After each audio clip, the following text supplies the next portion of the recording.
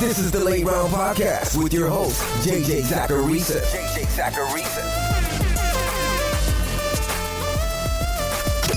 What's up, everyone? It's JJ Zacharisa, the editor-in-chief at FanDuel and at NumberFire.com, and this is episode 199 of the Late Round Podcast, one of the many shows that are part of the NumberFire Podcast Network. Thanks for tuning in. So I made a comment on Twitter this week that Patrick Mahomes is the one quarterback that I've ever thought in my years of doing this, he's the first one that I've thought might be worth an early round fantasy football selection.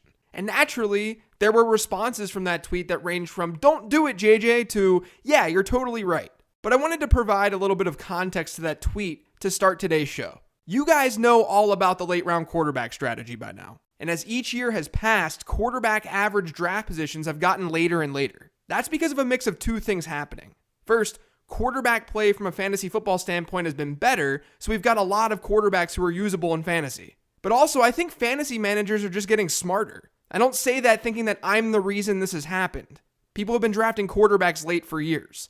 I'm merely saying that the strategy became mainstream a couple of years ago, so that's going to naturally make it more popular. To this point, though, there are still a ton of misconceptions about the late round quarterback strategy. One of them being that quarterbacks can't give you an edge in fantasy football. That's not necessarily true. They can. And Patrick Mahomes is doing that this season. Entering week 14, Mahomes is averaging over 5 more points per game than any other quarterback. You'll find an edge like that between like a Todd Gurley and James Conner in PPR formats, but Conner is the RB6 in points per game while Gurley is the RB1.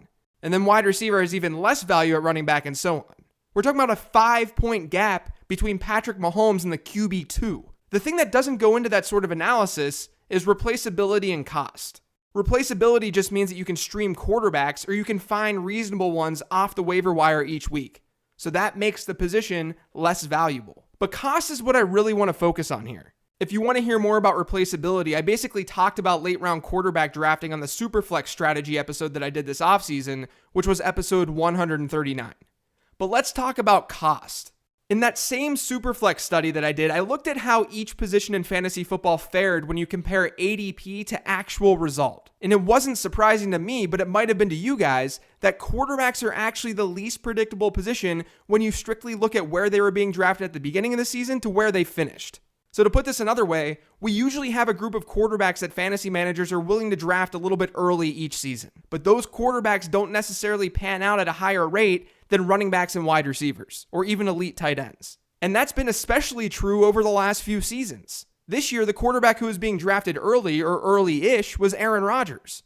Rodgers is currently the QB11 in points per game. On my other podcast, Living the Stream, we've streamed a yearly quarterback with a higher points per game average. Last year, that quarterback was also Aaron Rodgers, and he got hurt. In 2016, we had Cam Newton. Cam Newton was completely replaceable that season.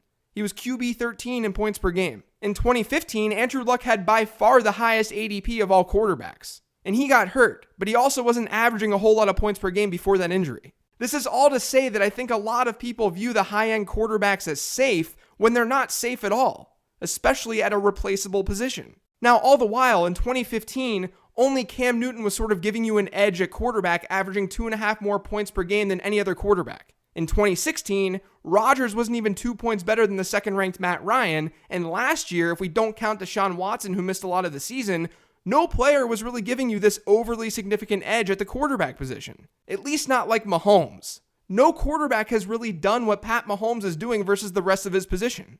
Not even Peyton Manning's huge 2013. So when I sent that tweet, it was really just me saying this.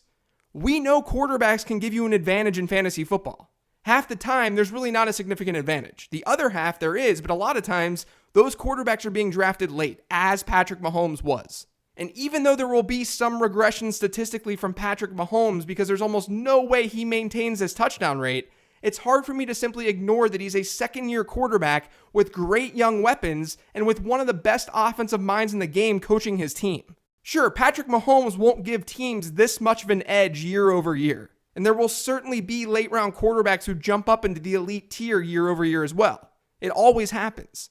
But Mahomes may also be special. He's unlike anything that we've seen before.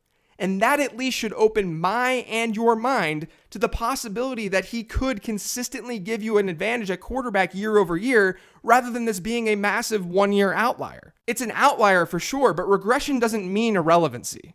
The thing is, his ADP next year is going to be far too high for me to consider him. That's the thing. When I say early, I'm not talking about the first or second round. I'm talking like the fourth or maybe the late third. But I just wanted to share my thoughts on the subject. There's no doubt that Mahomes' fantasy value is going to create a lot of great debates over the offseason. We've got some great mailbag questions for this week, but before digging in, I wanted to remind you guys about the weekly Number Fire Podcast Network free roll that we've been doing over on FanDuel. In Week 13, EJ Belair got the win with Patrick Mahomes, Christian McCaffrey, and Todd Gurley, and then the lineup saved a little cash with Chris Conley, Dante Moncrief, and the Patriots defense. For the win, they get 3 free months of Number Fire Premium and a whole lot of FanDuel points. If you want in on the Week 14 contest, your URL is fanduel.com/league/JJ. That's fanduel.com/league/JJ for a chance at Number Fire Premium and free FanDuel points to be used on entries. This first question is from @Brinkerton86. Thoughts on Zay Jones as a desperation replacement for Sanders? I got no one. I figured I'd use this question to talk about the Emmanuel Sanders injury. I think Courtland Sutton benefits slightly from the injury just because he may see more looks go his way. But don't forget about Deshaun Hamilton. Hamilton played 80% of Denver's snaps last week after playing 51% the week before. Things were already sort of trending up for him. And he's a slot guy. He can directly replace Sanders in the slot.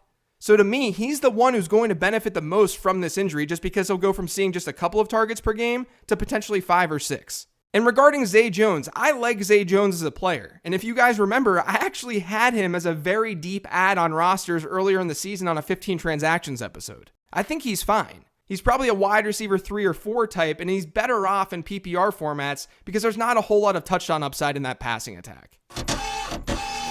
This next question is from @MortyLaser.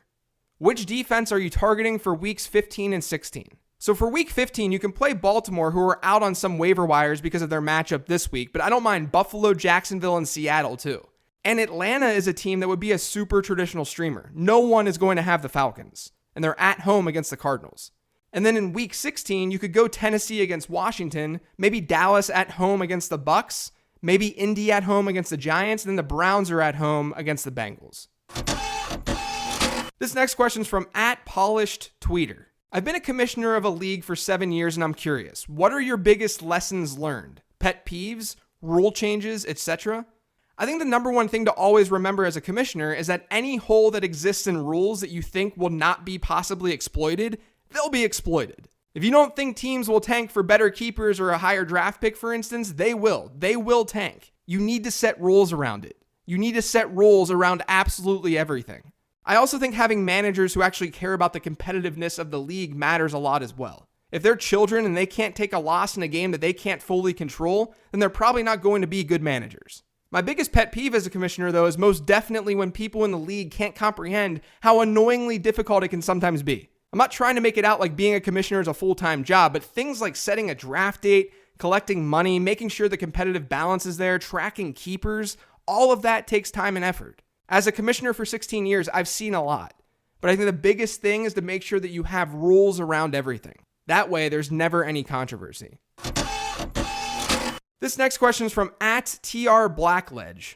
Is it immoral to play Jalen Samuels in my tight end spot? Hell no, it's not immoral. The only way it's immoral is if your league decided that you can't do it. But I also think that would be a little unfair too. So if you can do it, play Jalen Samuels as a tight end. I also got a lot of questions about this week and how I felt about the whole situation with Jalen Samuels being tight end eligible. I understand why Yahoo has him as a tight end because that's what he was at the combine, and he played that hybrid role when he was at NC State. And I have no issue at all with them saying that they're not changing the eligibility because it wouldn't be fair at this point to do so.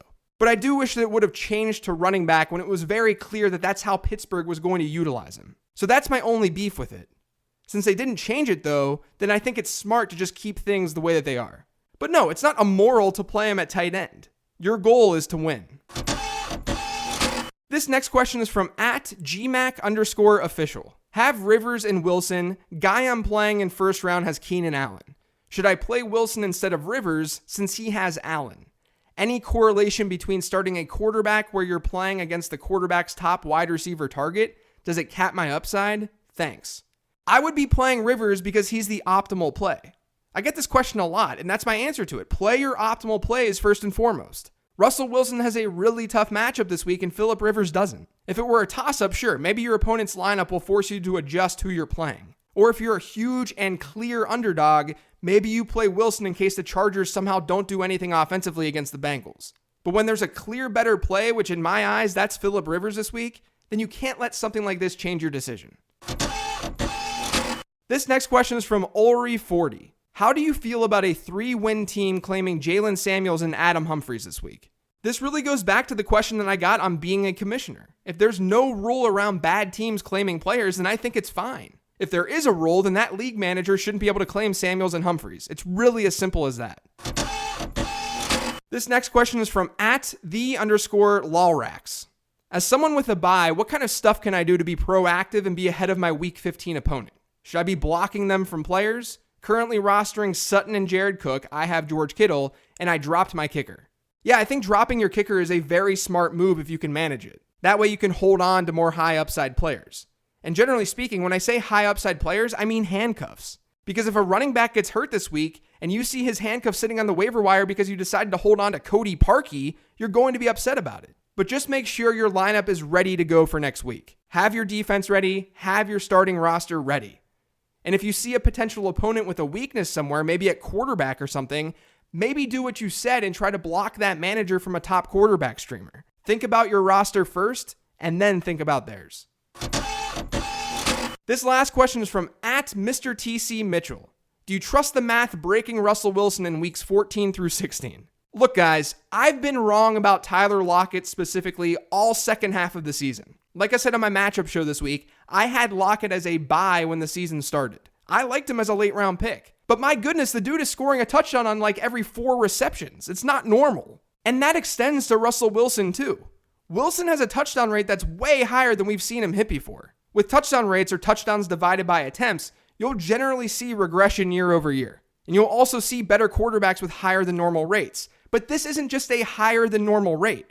Russell Wilson's is at 8.9% when his career average is 6%. Prior to this season, in NFL history, I'm talking NFL history, we've seen just 5 seasons with a touchdown rate of 8.9% or better. Deshaun Watson did it last year, Aaron Rodgers in 2011, and Peyton Manning in 2004. Those are the most recent examples. This year, we've got Patrick Mahomes and Russell Wilson both hitting the mark. To simply bank on that wouldn't be true to who I am as an analyst. I think Wilson is tough to trust this week against Minnesota, but he'll admittedly be absolutely fine in weeks 15 and 16 against San Francisco and Kansas City. But he's breaking math. Not enough people are talking about how insanely efficient Russell Wilson has been this year. That's going to do it for today's show. Thanks to all of you guys for listening. If you've yet to subscribe to the Late Round Podcast, make sure you are by searching for it on iTunes, Google Play, SoundCloud, TuneIn, Stitcher, and Spotify. And I'm also on Twitter @LateRoundQB. Thanks, everyone. Enjoy your weekend, and good luck in the fantasy playoffs.